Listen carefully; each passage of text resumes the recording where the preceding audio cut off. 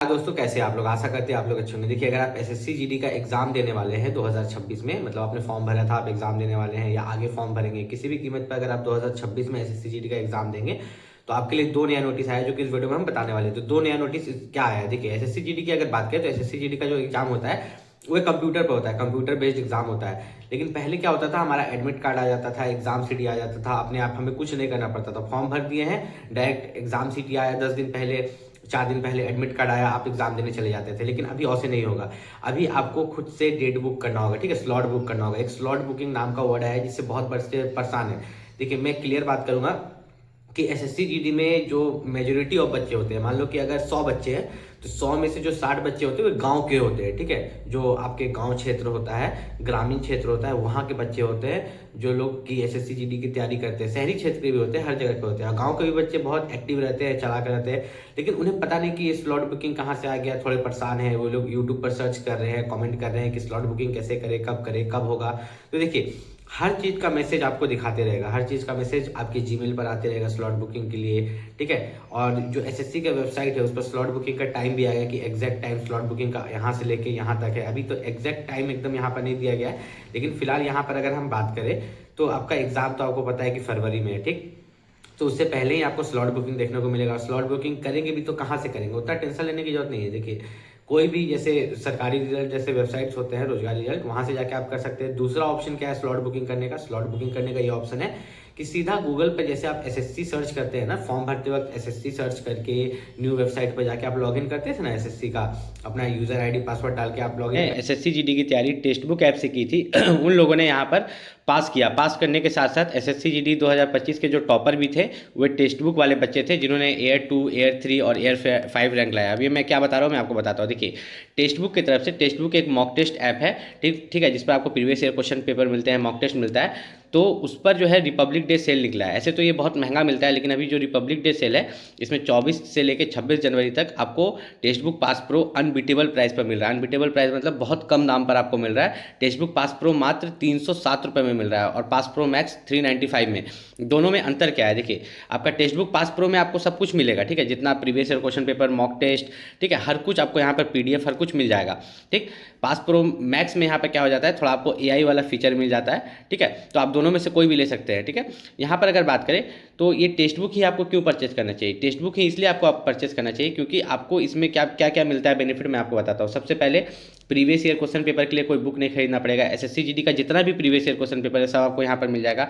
उसके साथ साथ अगर बात करें मॉक टेस्ट, जितना भी मॉक टेस्ट होता है, प्रैक्टिस सेट्स होता है, यहीं पर आपको मिल जाएगा, ठीक है। जिस भी सब्जेक्ट का पीडीएफ चाहिए वो आपको सब मिल जाएगा। तो जो बच्चे, जैसे कि आप जानते हैं एसएससी जीडी में यहाँ पर 80 क्वेश्चन होता है, ठीक है, गुना 2 कीजिएगा तो 160 मार्क्स होगा, ठीक है। तो 160 मार्क्स में से अगर आपको स्कोर करना है ज़्यादा से ज़्यादा मार्क्स, मान लीजिए कि आपको 160 में से 120 आ रहा है, तो अगर आप यहाँ पर टेक्स्ट बुक से ज़्यादा प्रैक्टिस करते हैं तो आप और ज़्यादा नंबर ला सकते हैं। कारण क्या है?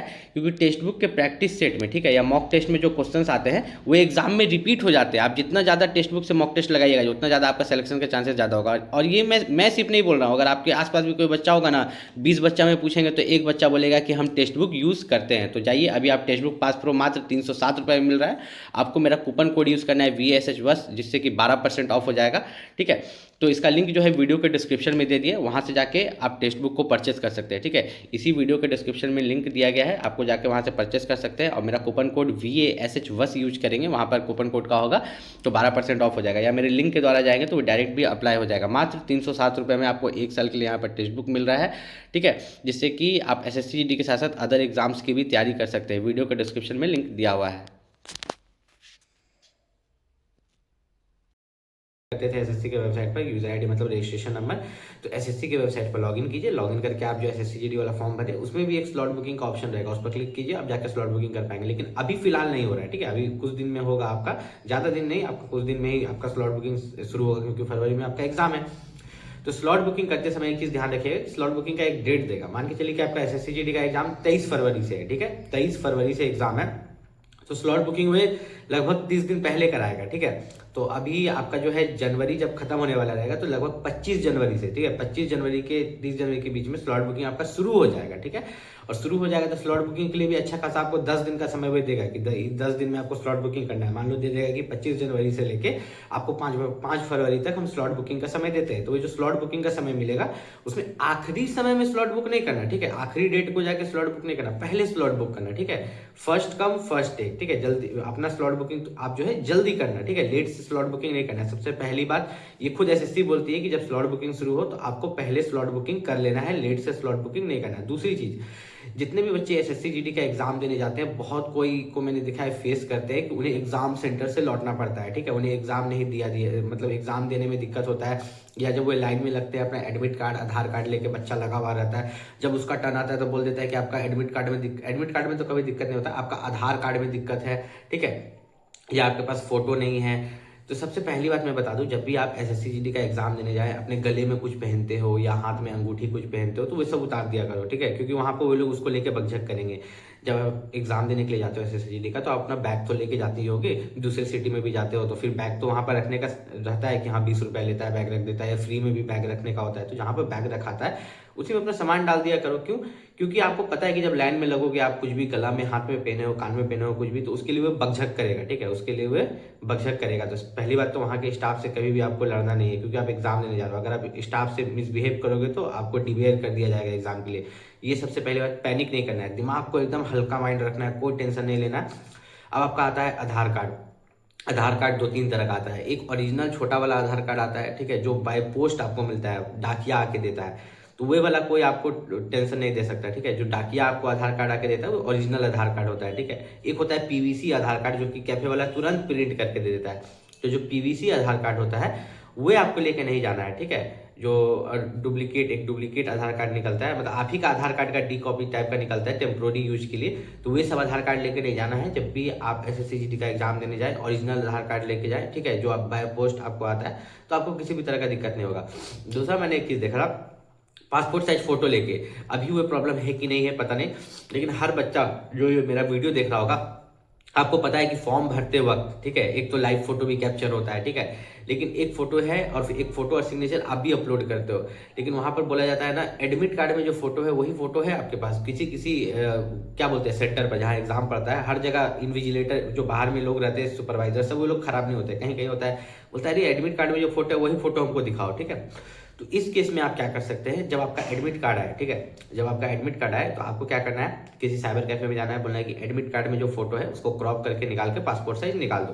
तो ये टेंशन आपका खत्म हो गया। दूसरी बात, बहुत सारे बच्चे कास्ट सर्टिफिकेट को लेकर परेशान थे कि जब उन्होंने फॉर्म भरा तो फॉर्म अप्लाई का लास्ट डेट से पहले उनके पास ओबीसी, एससी, एसटी या ईडब्ल्यूएस कास्ट सर्टिफिकेट होना चाहिए था, पर उनके पास ये कास्ट सर्टिफिकेट नहीं थे, ठीक है, पर फिर भी उन्होंने ओबीसी या एससी एसटी टिक कर दिया। उनके पास सेंट्रल लेवल कास्ट सर्टिफिकेट नहीं था, उनके पास मान लो कोई ओबीसी वाला है तो उसके पास स्टेट लेवल कास्ट सर्टिफिकेट था, और फॉर्म अप्लाई का लास्ट डेट से पहले नहीं, फॉर्म अप्लाई का लास्ट डेट के बाद उसका कास्ट सर्टिफिकेट बना।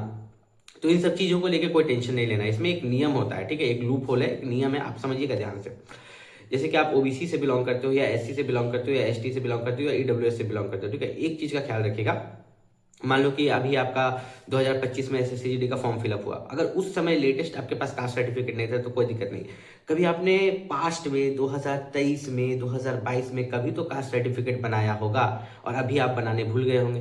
तो अगर आपने पास्ट में कभी 2022 में 2023 में बनाया होगा तो वो आपको मदद करेगा। डॉक्यूमेंट वेरिफिकेशन के समय क्या चेक करता है पता है कि अच्छा जिस समय आप फॉर्म भर रहे थे आप नहीं बनवा पाए, आपका फॉर्म अप्लाई का लास्ट डेट के 10 दिन बाद बना, थोड़ा लेट से बना, बनाना तो पड़ेगा, अभी भी आपको लेटेस्ट वाला तो बनाना पड़ेगा, थोड़ा लेट से बना चलेगा, लेकिन वो पूछेगा क्या पास्ट में आपके पास जो कास्ट सर्टिफिकेट बनवाए थे उसका कोई प्रूफ है, सेंट्रल लेवल कास्ट सर्टिफिकेट 2022-23 में, अगर वो है तो मैच करके आपको अप्रूव कर देगा। लेकिन एकदम पास्ट में कभी सर्टिफिकेट बनाए भी नहीं किया, अचानक से आप ओबीसी एससी एसटी भर दीजिएगा, ठीक है, तो उस केस में प्रॉब्लम हो जाता है, ठीक है, उस केस में आपको प्रॉब्लम हो जाता है। लेकिन कोशिश कीजिएगा हमेशा कि जब भी फॉर्म निकले, जो लेटेस्ट वाला मांग रहा है, जिस डेट का मांग रहा है कि हाँ 2 साल के अंदर होना चाहिए या 1 साल के अंदर कास्ट सर्टिफिकेट होना चाहिए, तो उस हिसाब से कास्ट सर्टिफिकेट दे, फॉर्म अप्लाई का लास्ट डेट से पहले दे, ताकि डॉक्यूमेंट वेरिफिकेशन में आपको किसी भी तरह का प्रॉब्लम ना हो।